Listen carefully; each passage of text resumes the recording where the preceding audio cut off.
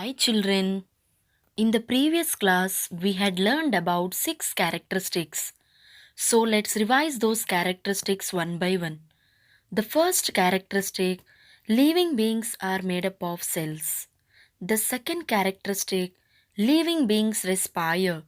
The third characteristic, living beings eat food. The fourth characteristic, living beings grow. The fifth characteristic, living beings move. And the sixth characteristic, living beings excrete. Children, today let's discuss about the seventh characteristic, living beings reproduce. The process of an organism giving birth to the young ones is called as reproduction. For example, children, have you ever seen the nest of some birds? Yes, many birds lay their eggs in their nest. The eggs hatch and young birds come out of these eggs.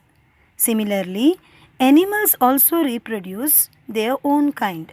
The mode of reproduction may be different in different animals.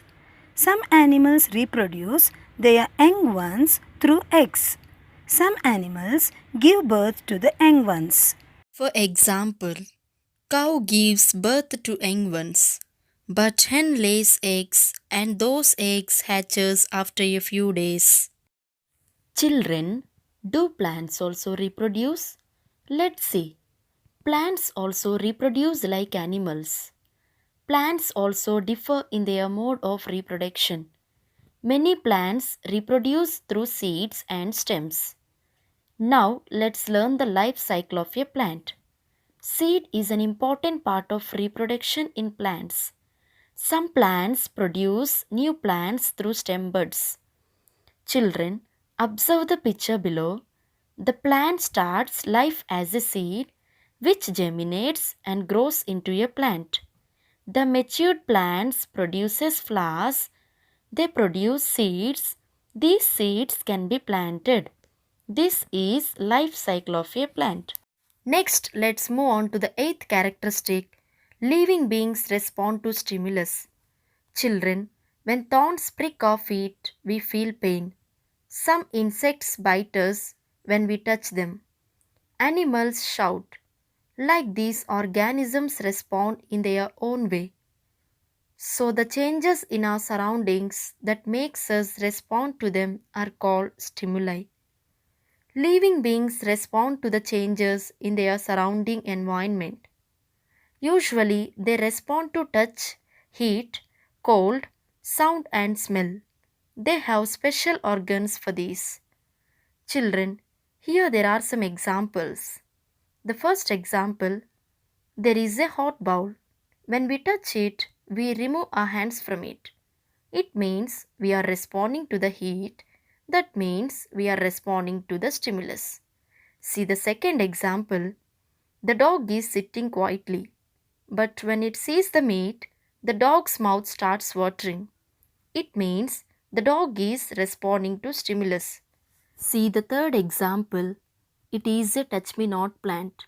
When we touch it or if any insect touches it, the leaves start closing because the plant is responding to stimulus. Children, these are the ways that organisms respond to stimuli. Next, let's move on to the ninth characteristic. Living beings have lifespan. The period between birth and death of an organism is called lifespan. Organisms take birth, become adults, reproduce, become old and die at last. Different animals have different lifespans. Here are a few. The average lifespan of a turtle 150. It can live up to 150 years. Next we have elephant. It can live for 70 years. Next for cow it is 20 years. And for eagle 20 years. And the man can live for 70 to 80 years on average. Based on the lifespan, plants are classified into three: annuals, biennials and perennials. Let's see what is annuals.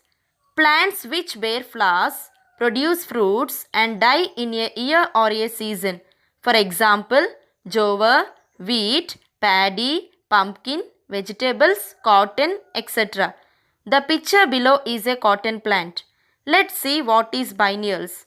Plants which live up to 2 years or 2 seasons produce flowers, fruits, seeds and dye. For example, carrot, ginger, cabbage, sugarcane, beetroot, etc. The picture below is a sugarcane plant. Let's see what is perennials. Plants which live for many years and keep producing flowers, fruits and seeds. For example, mango, lemon, coconut, neem, etc. The picture below is a coconut tree. Apart from lifespan, plants are classified into two by the type of seeds they produce. They are monocotyledons and dicotyledons plants. Let's see what is monocotyledons.